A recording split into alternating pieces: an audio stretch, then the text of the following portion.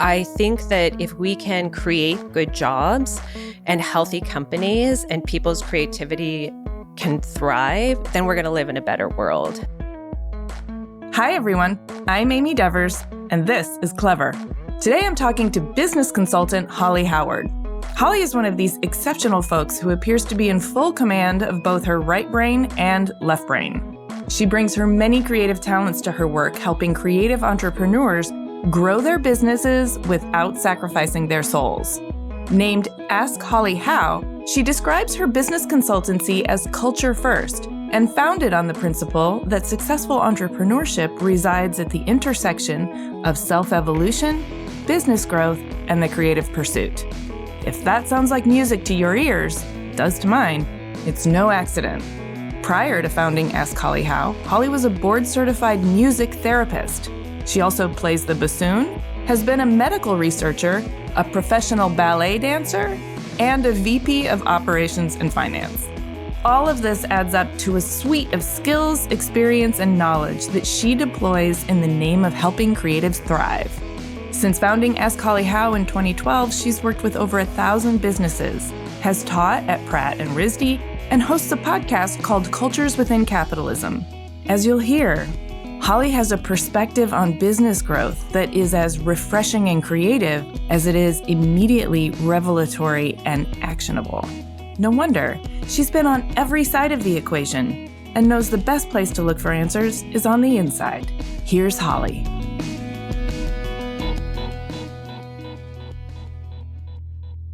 My name is Holly Howard. I'm the founder of Ask Holly How, and I am located in Brooklyn, New York. I think creativity, beauty, and design is truly like a form of hope, and I love being able to facilitate that. That just gave me hope hearing you say that. I think it's so true because art inherently has to cast a vision that doesn't exist. And so it has to come from a place of hope because even if the art is provocative or traumatic or repulsive, it's hope that by going through that, you can recover or you can offer some sort of healing gravitas that sometimes can't just be worked out through language. It needs to bypass language in order to touch you, pull the strings of your souls in a really magical way. Yeah, absolutely.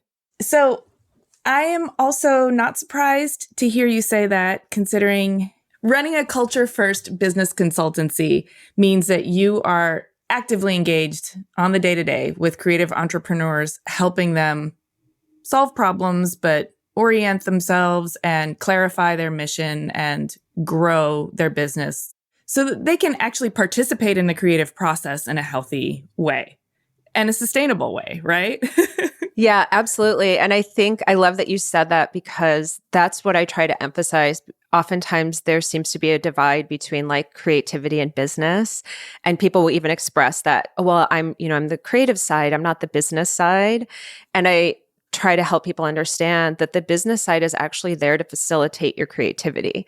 Structure is there to facilitate creativity. And so if you can really embrace that, then you can really indulge in the creative process. But when we resist that, it's actually when we have a hard time indulging in the creative process. Yes. Or if we just try to power through and do the creativity thing, but without the business structure, what I think happens, and I'm kind of speaking for myself, is you end up kind of treading water. I've heard you talk, I've listened to some of your podcasts, and you have a lot of really, really wonderful resources on your website. So I think that's very generous. And I've heard a little bit about your background. I know that you grew up in the Midwest and then became a ballerina and then went into music therapy. And I want to talk to you all about that because I can tell how that informs the way you think about business. But going back to the very heart of the matter is, why do we have this cultural narrative, the starving artist narrative that sort of confounds creatives to the point that they can't even really see a future for themselves that is thriving? Yeah, I don't know where the narrative comes from. And I think it's so sad. And I was giving somebody an example of it this week when I started. So I'm about 12 years in now. I'd gone to a meeting. It was of this organization called the Freelancers Union. And in the meeting, somebody said, well, freelancers, it's always feast or famine. And I remember in that moment thinking, is it? I don't think it's going to be. And I've never had a famine. And it's just interesting to me that like, we adopt these mindsets without questioning them. And I think that big one of like the starving artists, or like, to be an artist, you can't make money. You can't be business savvy. I hear a lot of people say like they're creative, so they're not numbers focused, like a lot of divided mindsets. And I don't know where it comes from. I don't know the origin, but I think it's so unfortunate that we're so quick to adopt it without questioning it. I don't know where it comes from either, but I mean, I can sort of patch together a collage of my own experience that I think is pretty relatable. Other people have the same thing, but I'm middle-aged now and my parents were silent generation. I was sort of raised in a family where hard work and academics were really emphasized. And the way to measure success was grades. And the epitome of success was getting a good job, working hard for the man, and getting a promotion, and then like retiring. So that was the formula. And there wasn't really any understanding of, well, what if what I want to do is on my own or starts from scratch? And that was considered risky. So there was, yes. Right? Or insecure. So then there were all these micro moments of dissuasion. Well-meaning parents, I'm sure mine aren't the only ones, who really kind of just want to gently shove you into something where they're going to feel more relaxed about, like, please go be a dental hygienist or something that's a little more secure or stable in their minds. And so I had no vision for how to value the work that I was going to put into the world unless it came to me through getting a promotion or a raise. But if I'm my own boss, I don't know how to price my work, how to value my work, or even how to give myself a raise. Yeah. As you mentioned, I'm Midwestern. I grew up in a family where I remember when I got my first job as a music therapist, and it was in a hospital, and my dad said to me, like, basically like, that's it. Like, this is your job, like you're going to be here forever. And I was like, oh my God, like, no, I'll die. Like, I'll die if this is it. Like, oh no.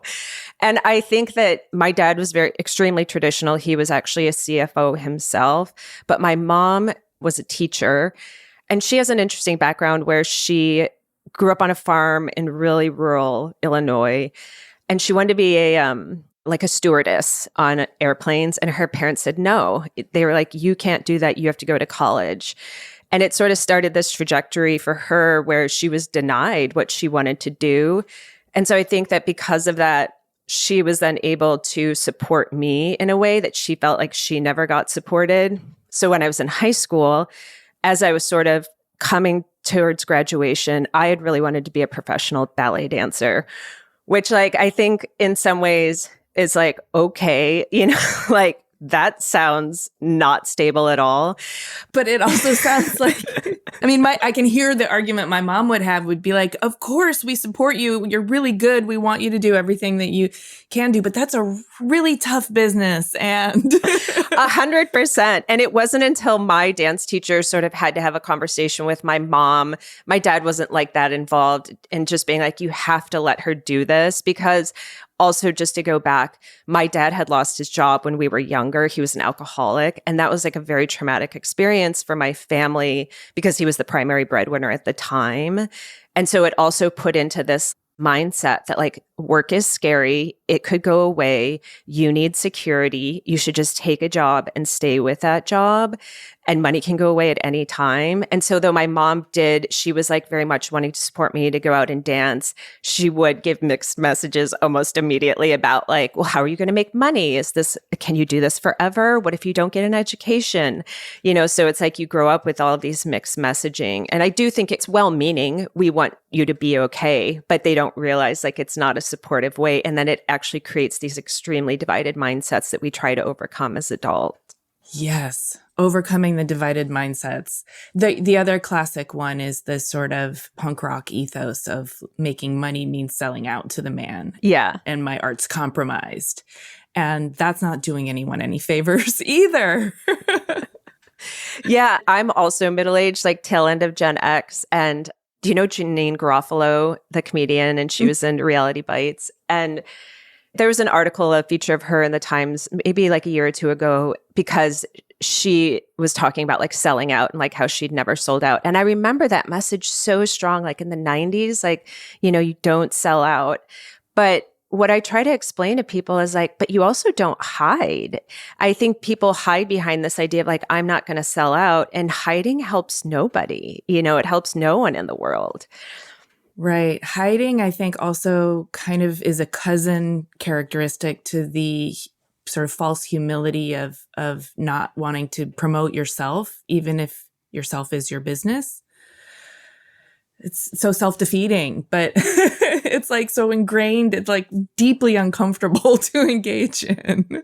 Yeah, it's an interesting question and thought, because it's like, how do we think about where our talent comes from, right? Or where our creativity comes from? Like, I think when I think about that question a lot, I'm like, I don't know. I think sometimes it comes from something bigger than me. So when I think of self-promotion, I don't think about like me per se. I think about this thing that I feel like should be shared with the world. I want to talk about that more. There's a couple of thoughts around marketing that you have that I think could be really paradigm shifting for all of the creatives I know. And one of them is this idea that actually your creativity is a gift. So marketing is basically you sharing your gift. And the gift comes from somewhere else. So you don't even necessarily need to take credit for it. Like Totally. Yes. And then the other idea, and we can get into this now or later, but marketing without social media. Oh, yeah. My favorite. Oh, that sounds like relief. Can you even do that? Is that a thing? Please tell me it's possible. It's 100% a thing. It's the most amazing thing. Whenever people ask me about it, I can talk about it for hours, just how transformative it was. So I've been off of social media since September of 2020. So 3.5 years now. And it was something that I had thought about, especially after the pandemic had started. I just started to realize, like, I'm not sure this is a really great space for actually communicating with people. And so I just made the decision to leave. And I quit social media, like I quit smoking. So I used to be a smoker in high school and after when I was a dancer, and like a pack-a-day smoker. And then one day I just like quit. I was like, I'm done. And I quit cold turkey. And for the most part, I don't smoke, although I occasionally do, but not like that. Okay. But the same thing with social media. Like I left and there was never a like, oh, I'm really like wondering what's going on in that space. Like it just never came back to me. And I found a more like creatively fulfilling existence without being in that space. And it just, it was a revelation, actually. I think we kind of all understand what it does to us personally, and also how mental health has gone down since social media has risen and our teens are not doing well with it. But I'm still like trapped in this idea that I can't run a business without marketing through social media. And tell me how to get out of that trap. Yeah. Well, I think it goes back to what we're talking about mindsets, right? Like when we're told you can't be creative and business savvy at the same time. Yeah. That was a myth about social media that I felt really inspired to challenge, when everybody would say like, oh no, you can't grow a business without social media, or you can't thrive. And a lot of what we hear nowadays, more so related to like kids, is like, oh, you'll be left out if you're not on social media. So you have to let them be on social media.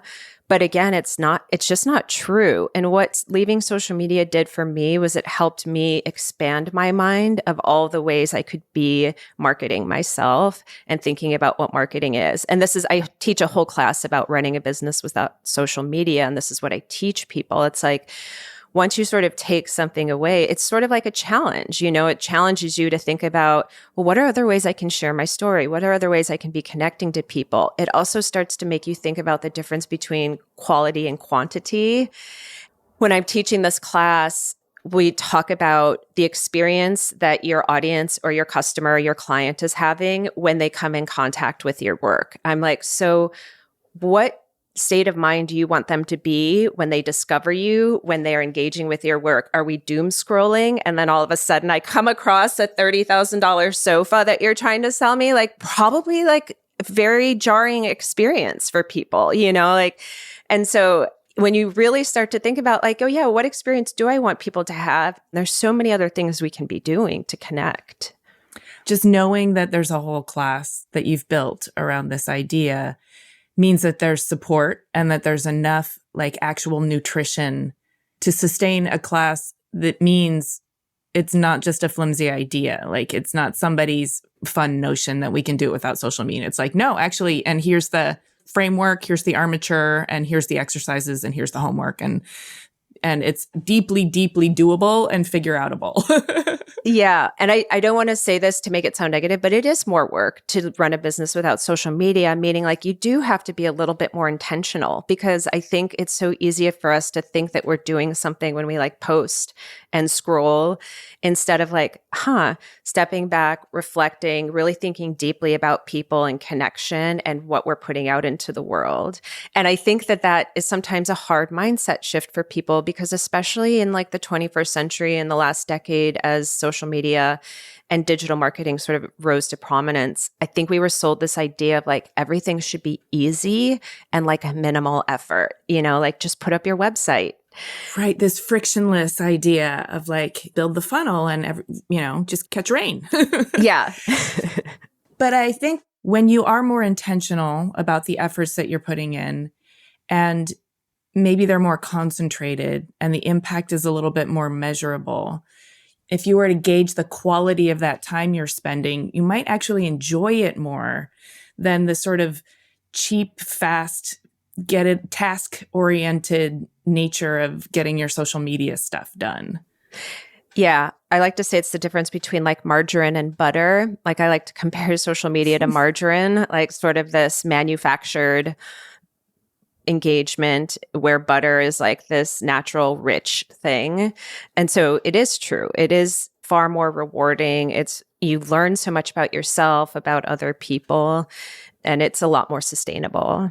So let's learn some more about you. You mentioned that your dad was an alcoholic and lost his job, and he's a CFO. And that's, from our generation, that's what we tend to think of as stability.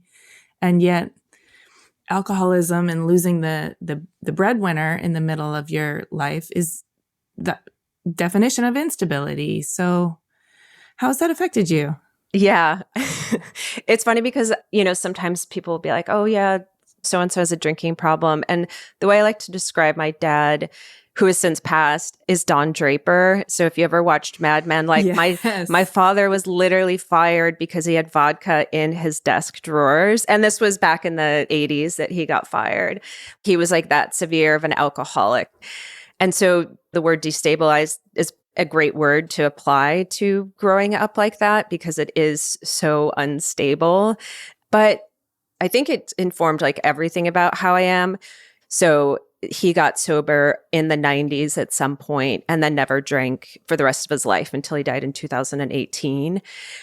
He got sober, but he never dealt with anything. So it was like, yes, that's gone. And he could hold a job.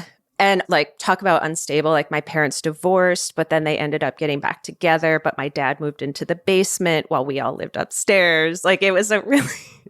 Okay. Yeah, it was a wild arrangement. But when he died and I spoke at his funeral, I said, in a lot of ways, like he made me a really rich person, because I learned so much about the lesson of compassion and the fact that like we are all just deeply flawed and nobody's perfect. And what do you do with that information? Like how do you incorporate that information? Yeah. So just to bring this back to your present day life, then, does that mean that your consultancy is led by compassion? And what does that look like in terms of the people that you're working with? Yeah, I say my business consultancy is really about the intersection of business growth and personal growth, with this realization that everything that we do in business, whether we're trying to make more money or we're trying to build a team or we're trying to market ourselves or we're trying to create this long-term vision and legacy, is really rooted in who we are as a person, right? So all of these mindsets, all of our history is the foundation of how we start to think about all of those things.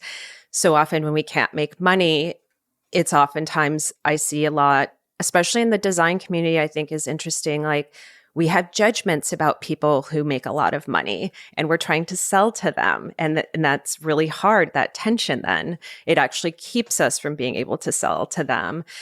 So it goes back to what have we experienced as humans that's actually like coming out into all of these business practices. Mm-hmm. And I say like the compassion part is because like it gets deep. Like I tell people when we start working together, like we're going to get really uncomfortable. There's going to be discomfort. Things are going to come up. I oftentimes end up referring people to therapy or couples therapy to digest all of these things that we end up surfacing through the business planning. But I'm able to sustain it and keep going with them because I can have a lot of compassion for what they're going through. So this is where your background I find so fascinating. Let's just start from the ballerina years, because that's creative in and of itself. But then there's more science and creativity that comes together into this beautiful explosion of really interesting background. So take me there. Yeah. So when I graduated high school, I left 3 weeks afterwards to go into a Joffrey ballet training program in the summer. This was the summer of 96. I went away, I did it, and I came back and I was like, I can't go to college. Like I have to be a dancer. So I did. I dropped out of school. I ended up getting a contract with the Ruth Page Ballet, which was in Chicago, joined the Dancers Union, the AGMA Union, and was sort of off to the races in the fall of 96. And I got a role in the Nutcracker, which was like the Ruth Page Ballet's big production that fall. And then I started auditioning. And this is interesting because talk about divided mindsets. After Nutcracker wrapped in the spring, you go on audition tours and you deal with a lot of rejection. I had pretty low self-esteem at the time. I was always the tallest and it made me feel really insecure. So I went on audition tour and I was like, yeah, this is not stable. I need to go back to college. So in the next fall, I ended up, while I was still training full-time as a ballerina, going to Loyola University in Chicago. So I would go to the dance studio from 10 to 6, and then I would get to Loyola from 6:30 to 9 o'clock at night and do that 5 days a week. And then I would go to Starbucks on Friday evening and work at Starbucks Friday evening, Saturdays, and Sundays. Oh, man. I can see where this is heading. Yeah, it was rough. And I ended up getting mono. So by the end of that year, I was super sick. I actually had to like finish my studies remotely. I ended up pausing dance But the universe had to intervene. They were like, you can't continue doing this. We're going to have to shut you down. 100%. Yeah. So I did. I stopped. And at that time, I just sort of reflected and I was like, all right, I'm going to go back and I'm going to give dance one more try. But when I went back, I was really focused on getting into one company only at that point. I was really obsessed with Twyla Tharp, and she had set a lot of work on this company called Hubbard Street in Chicago. So I was like, I'm going to do this audition. And if I get it, I'm going to stay. And if not, I'm going to go to college. And I didn't get the audition. And I was like, that's it. And I walked out of the dance studio and I never went back, which was like extremely dramatic and unfortunate, but I didn't have a lot of emotional intelligence at that time. And so I ended up just leaving. And at the time, I had played the bassoon in high school and I was pretty good at it. There's a competition called All-State Honors Band, and I made the All-State Honors Band. And so I was like, all right, I'm pretty good at this. I'm going to pick my bassoon back up and audition to go to Berklee School of Music in Boston. And so I did. I auditioned and I got in, and that's where I studied music therapy. Looking back now that we have the benefit of hindsight, dramatic as it was leaving dance at that moment. Did you have any regrets or did you have to process? Oh, yeah. I had tons of regrets and such an identity crisis because even though I'd only danced professionally like 2.5 years at that point, I was in it really intensively all throughout high school. And it was extremely hard to like acclimate to the ordinary world. Like the dance world is so specific and it's so insular in a lot of ways. Mm-hmm. It's so routine. Like you have a regimen, you have a routine. And then when all of that was gone, I really did not know how to relate because as a dancer, didn't go out. I wasn't social because you're so consumed with it. And you're social with like your dance friends and like the theater and all of that. But it was extremely hard to process that identity crisis, which is why I didn't go back for a long time because I just couldn't. Like it was so painful. the irony is that I ended up going to school at Berkeley in Boston. And while I was dancing professionally, I'd also gotten into a Boston ballet training program. And I turned it down because I was too scared to leave Chicago, which is where I was living. And I ended up, once I moved to Boston to go to Berkeley, I ended up going to the Boston Ballet to train on the weekends. And so it was like a nice way to sort of like digest that and reintegrate it into my life and like move forward with it all. I'm happy to hear that, because you can't have a bad breakup with ballet and like just have to like hide from it the rest of your life. You need to like, no, we can be friends. And I loved you so much. There's still a lot of good things about you. Yeah, totally. And now my husband and I go to the ballet here in New York City all the time when it's in season. And I mean, I love going to it, and I love that I have the knowledge and experience to like really understand it and to, take it all in. Yes, you can deeply appreciate the art form when you understand all of the energy and effort that goes into it, which is one of the reasons why I'm grateful that you're supporting creatives through what you do. But it's also one of the reasons why I think your podcast, and hopefully this podcast, is helpful, is when you understand just the energy, motivation, dedication, effort, and grit that goes into bringing an idea from nothingness into reality, you start to have a lot more appreciation for all of the choices that were made, all of the artistic choices, but also a lot of the difficult and personal sacrifices that went into it. Yeah, absolutely. So from ballet to Berklee School of Music, and was this bassoon performing kind of what you were thinking, or what was the program? Yeah. So when I went there, I ended up becoming a music therapy major. And music therapy is essentially like a combination of a music degree and a psychology degree. And so that's what I studied. And bassoon was just like my principal instrument, as they call it at school. At the time, this would have been mid-90s, late 90s? Late 90s and early 2000s. Yeah. Okay. How accepted is music therapy as a therapeutic modality at the time? Is it still like on the forefront, or? Yeah, at that time, it was definitely established. So you have to become board certified. And the biggest advocate for music therapy at that time was a doctor named Dr. Oliver Sacks. And if you've ever seen the movie Awakenings with Robin Williams. Oh, yeah. That's the story of his time up at this hospital called Beth Abraham up in the Bronx. And so he did a lot as a neurologist to really advocate. He was a lover of music himself. And when he started working with Dr. Tomeno, who was the head music therapist up there, he really saw it. And so he really took it upon himself to advocate. And I really believe did a lot for the field, because there's certainly a lot of skepticism about what music therapy is and the impact that it can have.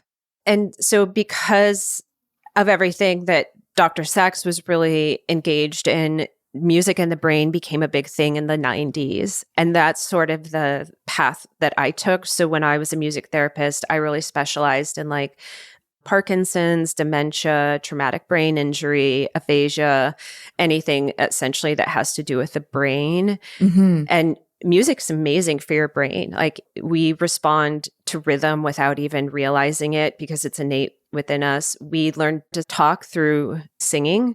So there are different parts of the brain. So if we have a stroke and we can sing, we can teach ourselves to talk again. We use rhythm to help when we have strokes or any issues with gait. So it's pretty phenomenal. And also working with dementia patients, the whole thing about dementia is that you can remember things that happened a long time ago, even when you can't remember what happened yesterday. And music is like embedded in our memory. And so people get so engaged with music when they have dementia because they can't think about it. Like, it's part of our cells essentially. And so they just react and their bodies react and they're completely engaged and they can sing songs from their childhood all the way through without thinking. And it's really transformative. Wow. That must have been really kind of transcendent to see too, and to see the power of it and the effect it was having on people.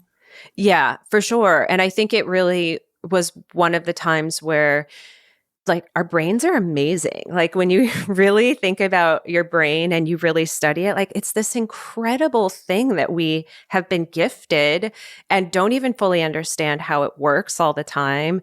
And it can do remarkable things, which is why, sort of to connect back to stories that we tell ourselves, like there's so much possibility. I got really into this field of neuroplasticity, which is like changing your brain, because that's a lot of what music therapy does. It helps with neuroplasticity. And we don't even lean on that. You know, it's like there's so much to lean on in that sense, and we're not even aware of it, or we don't embrace it. So now I've got to ask, like, how does music and neuroplasticity play into your consulting business? Well, I would say in a few ways. One, I always tell people that growth is all about change. So clients are coming to me because they want to grow a business. And anything that we look at when we think about growth is about change. There's a sort of cheesy saying that is, what got you here won't get you there, meaning that like you have to make a change. And so it's about we have to tell ourselves new stories. We have to create new mindsets. We have to create new habits. We have to take different actions.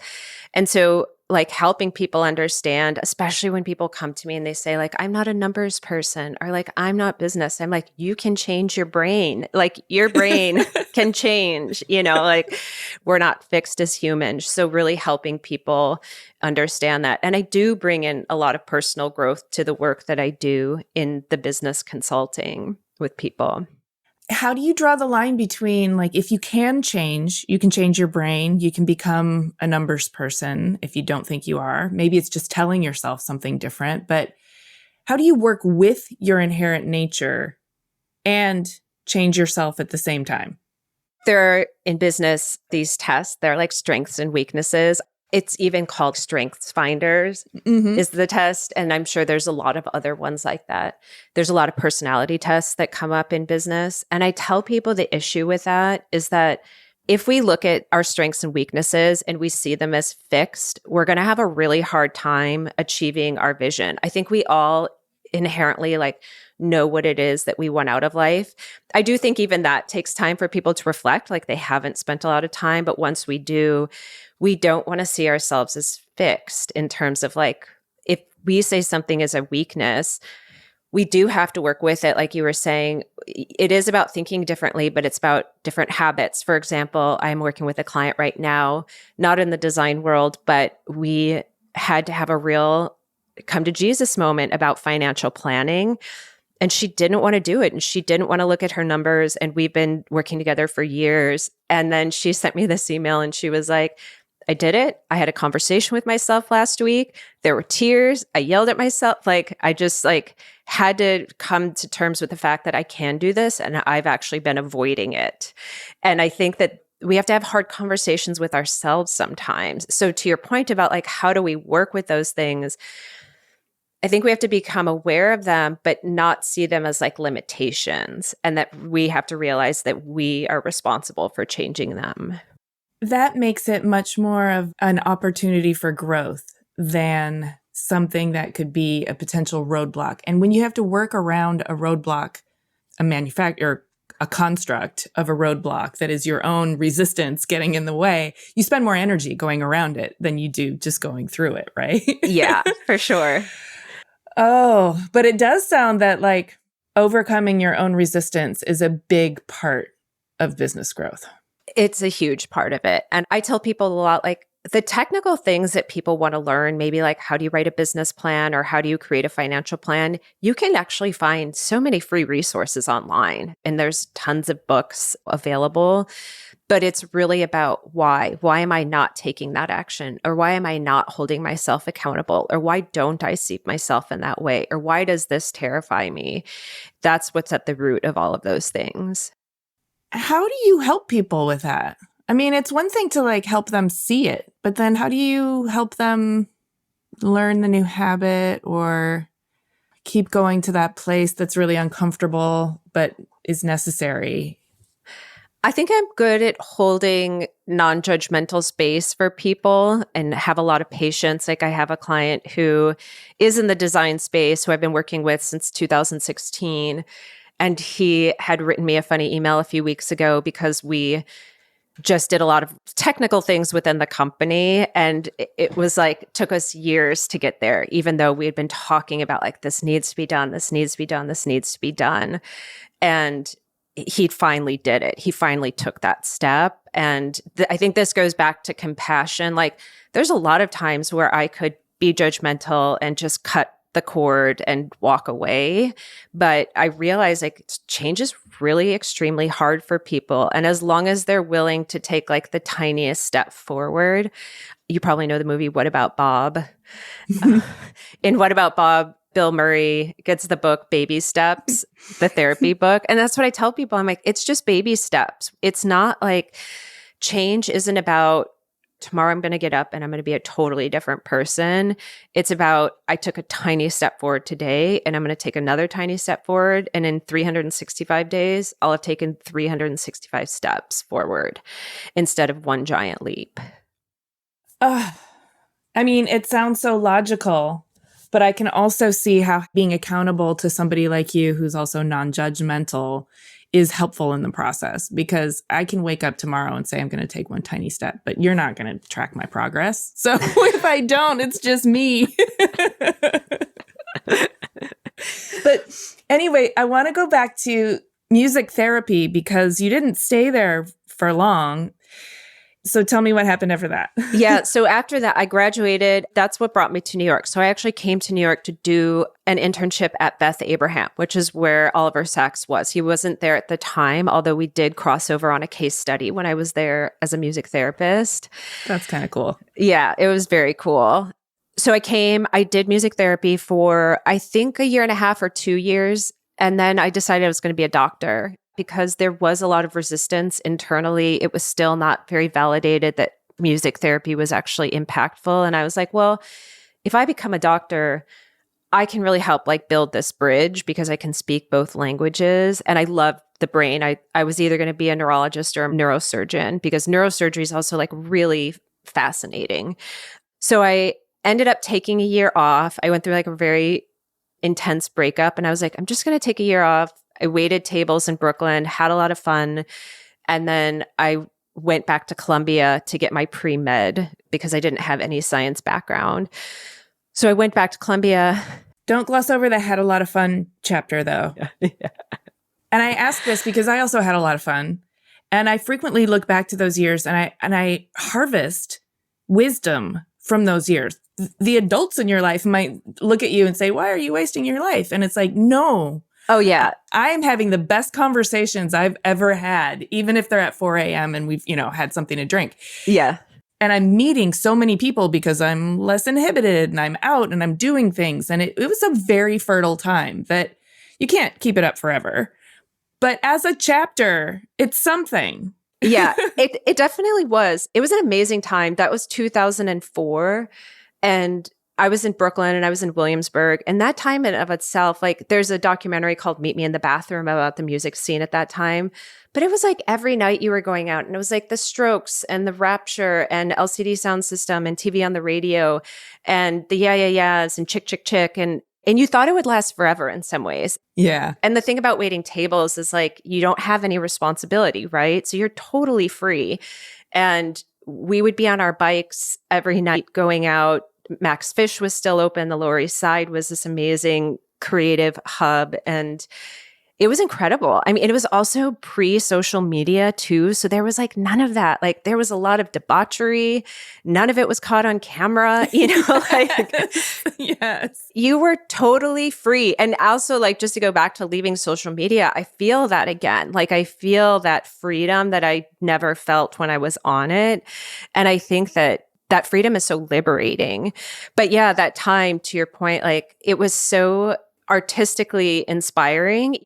I ended up connecting with a music producer who also had gone to Berklee, but like 20 years before me. And he would bring me in to record on people's albums on my bassoon. And so that was also like very fun. Yeah. And just like something that I sort of have now in my pocket. But yeah, I totally agree. I mean, I think that time, and I tell people that all the time. I've actually told people like, you should just step away and go wait tables for a year. And like, because he's like, well, I still need to make money. I was like, but the freedom that you have when you're in a job like that is so valuable. Well, and I think that job, that time was also pivotal for you because you did go back to school to become a doctor. But then you'd already built this kind of community in the restaurant world that ended up being, even as unanticipated as it may have been, it ended up being a channel toward what you're doing now. Yeah. So this is another thing I always want to remind people, you may have a path, you may think you have a plan, but it's okay if it doesn't go linearly. You don't realize all that you're learning even on your detours. Oh, yeah, for sure. And I think that the detours, I'll fast forward a little bit, but I think it's a good point. After I finished my pre-med, and I was a medical researcher at Lenox Hill Hospital then too, I decided I wanted to go to Harvard and study with this certain person to do an MD PhD. And this professor, her name was Dr. Ellen Langer, and she just had a book that came out.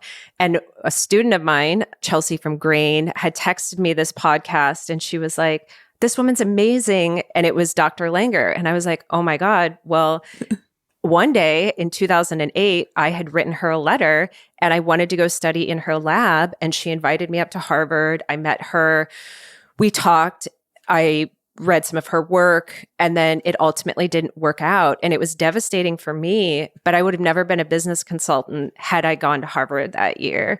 And I was just saying, you don't realize these things. It feels just so soul crushing. And I was so lost after that. But then because of where I was, I ended up becoming a business consultant, which created all of these amazing opportunities that I could have never envisioned. And I didn't envision at that time. So I listened, and I recommend all of our listeners go back and listen to your personal story, which is episode 1 of your podcast, Cultures Within Capitalism. Yeah. Because I learned so much about you. And this isn't a full repeat. I think we're having a different conversation. But the piece of it that was really fascinating to me is you learned your business savvy on the job. You learned by doing. You learned because you were waitressing and the owner of the restaurant wanted to take a leave to have a baby. And you assumed a management position. And that was where, where you did a lot of your ground level learning. Describe that experience to me. And what were the things that you had to learn? And did you feel like you had to learn with a gun to your head, or what was the experience like? Yeah. So I'll just say, I had no idea what management was. I had no idea how to run a business, but I was pretty depressed at that point in my life, really struggling in terms of finding purpose and finding meaning. And I didn't know the path forward. How old were you? It would have been right after I turned 30. 30. And so at this point, you've also tried being a professional dancer, tried being a music therapist, tried going to medical school. Yeah. And so you probably were feeling I got to find something, and I've tried all the good stuff. What's left for me? Totally. And I think what was interesting about that is that when I was a medical researcher, I was at Lenox Hill Hospital, and I worked for this doctor, Dr. Ranawat. And he is legend. He actually created the implants. If you get a hip and knee replacement, he has the patents to those things. And he was an incredible figure. But when you're up at an Ivy League school in your pre-med and you're working for this world-renowned surgeon, a lot of doors open for you. He's a member of these private clubs. You get invited to things, it's you go wait tables, and people, especially in Williamsburg at that time, treat you like shit. And it was so ego crushing. And the fact that I had over $100,000 in student loan debt, where I was what am I doing? Not only is my ego being crushed, but I have to pay back it was $120,000 or something. And it was really hard on so many levels. And so trying to find purpose, what does this all mean? Why am I here? What am I supposed to be doing? Just were questions that it took me years to resolve. So when I was offered this opportunity to manage the restaurant, it at least gave me daily purpose and also intellectual stimulation, where I was like, okay, let me figure out what's going on with the finances. Let me figure out what is a company culture. Why are we wasting so much food? Why is nobody, like doing their job they're supposed to do? Oh, because they don't have clear job descriptions. Like, it was really the opportunity for me to figure out all aspects of how you actually run a healthy business. And I got really into it. I read tons of books. And so it really helped me realize, like, these things matter. These practices really matter. They help you understand why you are or aren't making money. So you were able to turn that business to a profitable one, yes? Yeah. So we were able to turn it around. And within a year, we were able to offer everyone health insurance, pay time off. And so we were able to put all these benefits and good practices into place. And I was able to go to Congress and talk at a congressional briefing about the fact that, like, sick days are important or health insurance is important, like all these really good business practices. And it was at a time that was inspiring New York to put the sick days mandate in place and paid family leave. Wow. So your work was not just helping that one restaurant, you took it national. I think it goes back to this idea that we were talking about earlier, like, just facing possibilities, right? Like, thinking about possibilities instead of accepting, which I think was sort of the rhetoric of like, oh, restaurants, you can't do that. It's saying, like, how can we make this possible? And sort of using that as the compass to make decisions and take action. So catch me up to now. Why do you say you're a culture first focused consultancy? So when I started learning about business, I got really into learning about company culture. Our culture is essentially how we show up in the business. It's our behavior, it's our beliefs, it's our actions. A lot of times when we're talking about culture, we'll hear things like company values or our purpose. And in all my research and my practice as a consultant, it was true that you can have a beautiful business plan. You can have the most detailed financial plan. You can have the most awesome marketing plan. But if the company culture isn't good, meaning if, like, the behavior isn't good, if the mindsets, if we're not accountable to those things, it doesn't matter. And so when I work with my clients, I'm always talking about, like, okay, we have to understand what the company culture is, and then we can build a plan for growth, or then we can build your team, or then we can put your financial plan in place, because the culture is really like the soil. Like, if we think about a business, we can think of the culture as the soil. We can sort of think of our infrastructure as like the trunk of the tree. We can think about our plan as the branches. But if you're putting all those things into, like, soil that has no nutrients or is really hard and can't get water and everything it needs to survive, it's not going to work. Well, that makes perfect sense. Do you find that you run into resistance? I think some of the things that are appealing about a business plan and a financial plan is that they're measurable. You sort of commit to a kind of formula, and culture is so not formulaic. Yeah, it's not formulaic is right. Like, and everybody's culture is different. There might be some overlaps, but if you're doing it right, it should be so deeply personal to you that it is different from everybody else. And that's actually what helps you thrive. But you're right. I think we do have this tendency to be like, if I can't measure it, it doesn't matter, which is unfortunate. And going back to music therapy too, I think the reason that I'm able to think different about business is because music therapy thinks different about medicine and what healing actually means. Mm-hmm. And accepting that there are some things that we don't understand and that we can't sort of put our finger on, but we can see them and they're working. And the same thing is for culture. So I know that one of the ways that you help people get clear on just how to grow their business and what they want their business to grow into is by asking them how they want to spend their days. Why do you want to spend your days doing this? What is the purpose for you here?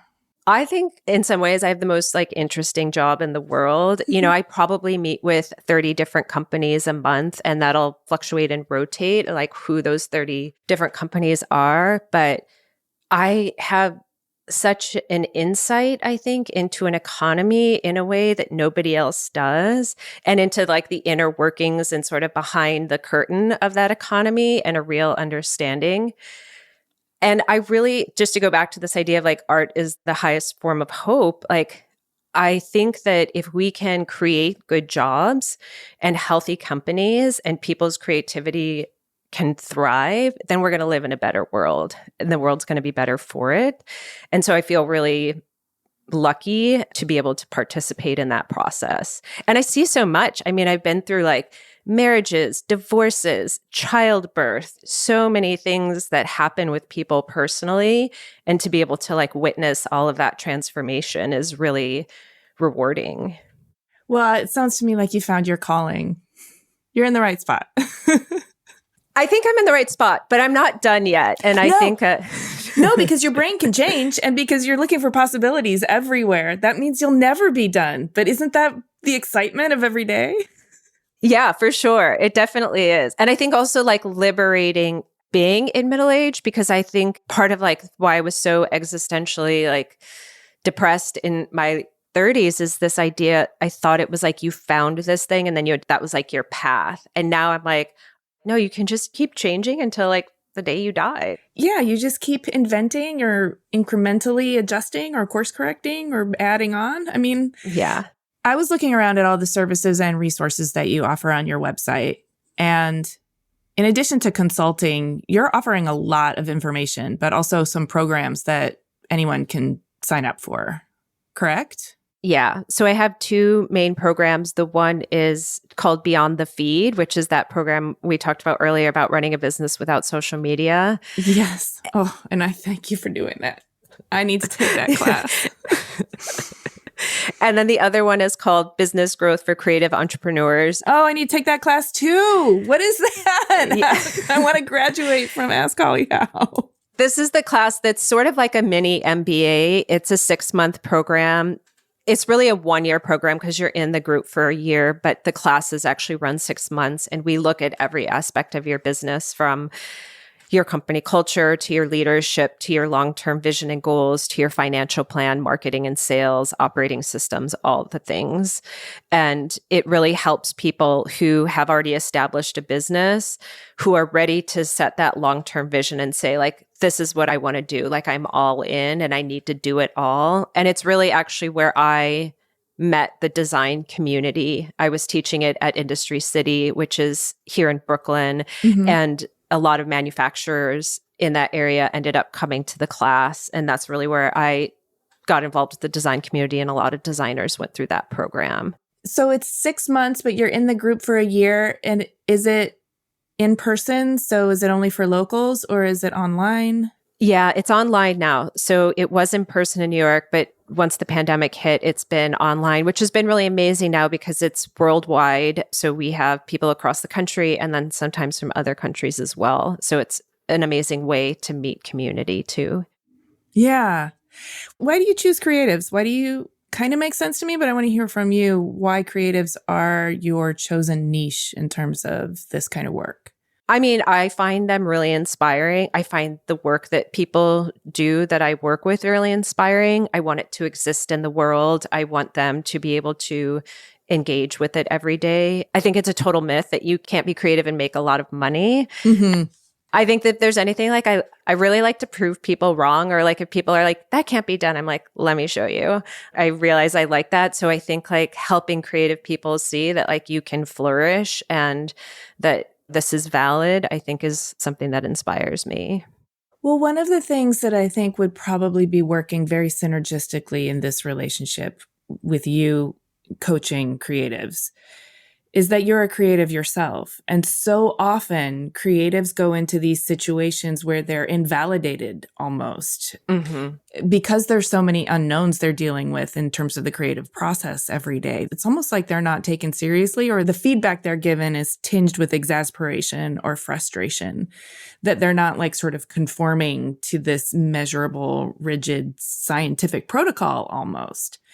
If they did, that would kill what it is that they're doing. on some level, and yet they still can put in the structure and the foundation. But it's really hard to do that with somebody who's judging you or invalidating you in the process. Yeah, I totally agree. And I think that goes back to maybe like the culture of education. And I think people can be well-meaning and still do really damaging things. I think that we can be well-meaning and give people complexes about not being numbers worthy. Or, we just drive home that narrative that like, oh, that's the creative thing. Now we're going to do this real work or something like that, I love that you're there supporting and helping not just business growth, but business growth by way of personal growth. What's coming up that you're excited about? I think there's a few things that are coming up. So I've just put together a group of guest teachers. We're going to do a 2-day leadership seminar. It's the first time I've ever done this because I also think a lot of times when creatives go into business, they don't see themselves as leaders. And leadership is definitely something that creatives struggle with because we're never told we're a leader. We're never developed as leaders. And I'm really excited about that because I think leadership can save the world. And I think we're in a time where we need leadership so bad. Yes. And we don't have great examples. And so I'm really excited to put that together and to do that as well.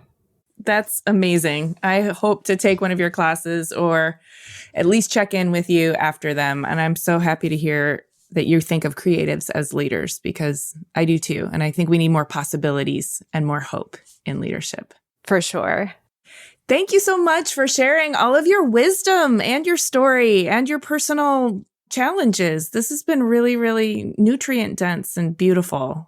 Thank you, Amy. And thank you for everything that you do in the podcast. I think it's such an amazing resource. And I also appreciate your approach to just the personal and like incorporating those life histories. And I love your phrase, nutrient dense. I mean, I think that's what makes that experience rich at the end of the day.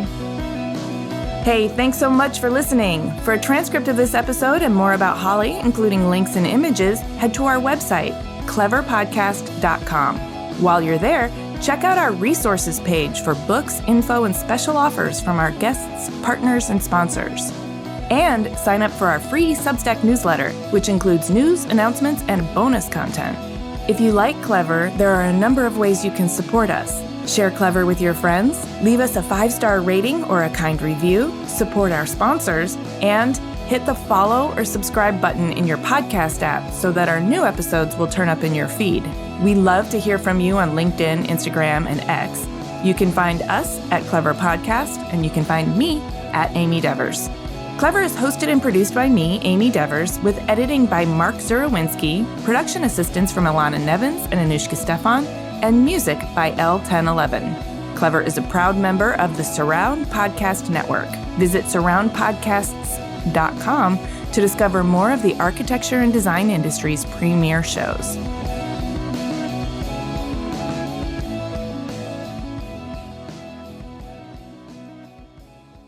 And that's what I tell people. I'm like, it's just baby steps.